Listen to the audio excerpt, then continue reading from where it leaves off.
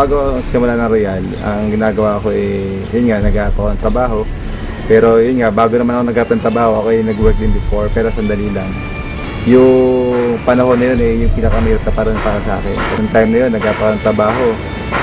Ang nakikita ko sin sweldo, magkano lang din naman Tapos kaya ako nagpo-consider ng ibang trabaho kahit hindi ko sa linya. Punta ako sa isang work, sa isang company, bawal ko sa isang building, susuyuri mo yan So pagka inabot ko yung resume, timing na may opening, interview nila kagad ako. Yung experience ko talaga dati na sabi ko, bakit gano'n? Totoo pala talaga na hindi porket nakatapos ka, maganda rin buhay. That time din, naisip ko bakit gano'n? Maganda naman tinapos ko, maganda naman eskwela ko, pero bakit that time walang trabaho? Pero tawa lang Diyos, kinapagtrabaho naman din tayo kahit sandali hanggang sa dumating yung Royal sa buhay.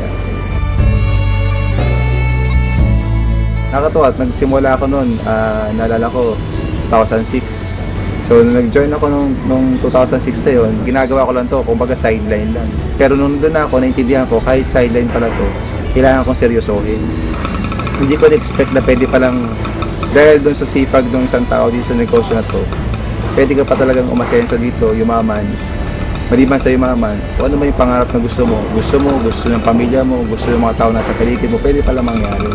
Kumbaga, sabi ko, yung income ko dito talagang maganda. Pero hindi ko na-expect na pwede palang mas maganda pa doon sa gusto kong maganda. Noong time na sabi ko, nakikita ko na yung ganda ng negosyo, tuloy-tuloy lang ako. Naalala ko, pagka may mga awarding, palagi ako nandun, nanonood ko yung mga kumikita sa Royal. Natutuwa rin ako kasi meron sila ma-award.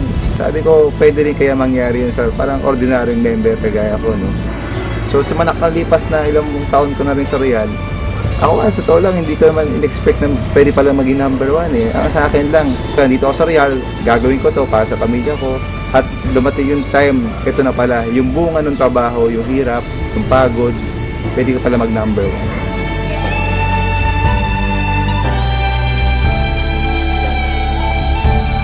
1. Hanggang sa nitong mga nakalipas na ilang buwan, natawa ako kasi nung time na nabigyan ng yung Royal mismo, nagsimula na isang branch sa ibang bansa, nakita ko yung opportunity na pwede pa rin pala ako magsimula ng Royal kahit wala ako sa Pilipinas.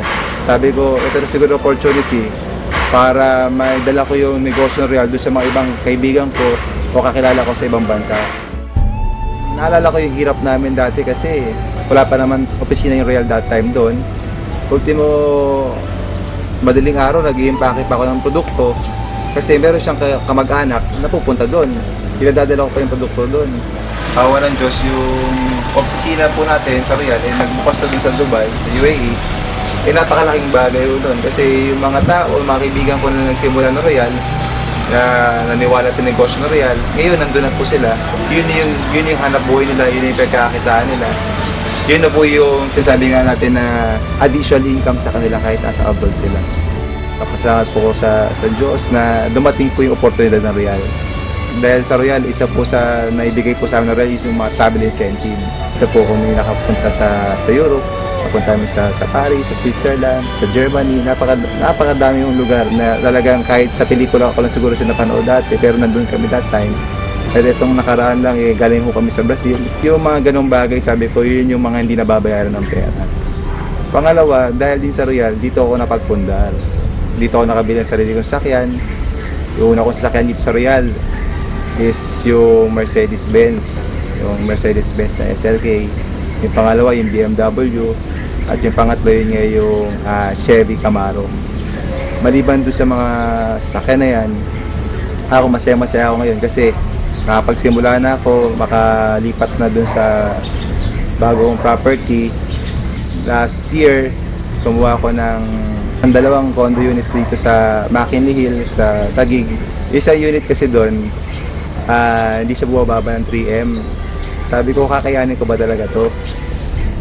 Pero sabi ko, nandito ako sa Royal, imposible hindi ko to kayanin. So, after a week, nag-decide ako, bumalik ako doon at kumuha ko ng isang unit. Alam niyo, nakakatawa. Yung isa, kinuha kong unit doon sa McKinley Hill. At yung pangalawa, yung isa pang unit doon, yung Venice. Pasok kayo, dito tayo sa kabila naman. Yung hirap, yung pagod, Yun yung mga naging resulta namin. At isa sa pinaka nakakatuwang resulta dito, yung negosyo na Royal, magkakasama rin kami magkakapatid, buong pamilya. At nang kumita na ho kami dito, yung mga kapatid ko, nag-put up na rin ho kami ng isa pang traditional business na magkakasama pa rin ho kami. Napagtayo kami ng isang restaurant, at the same time yung car wash, na ito, patatakbuhin po ng pamilya ho namin. Itong negosyo na to, ito ay bunga ng negosyo ng Royal. Nakakatuwa, nakita ko na po yung bunga, yung 6 na taon na pinaghirapan po namin dito sa Royal.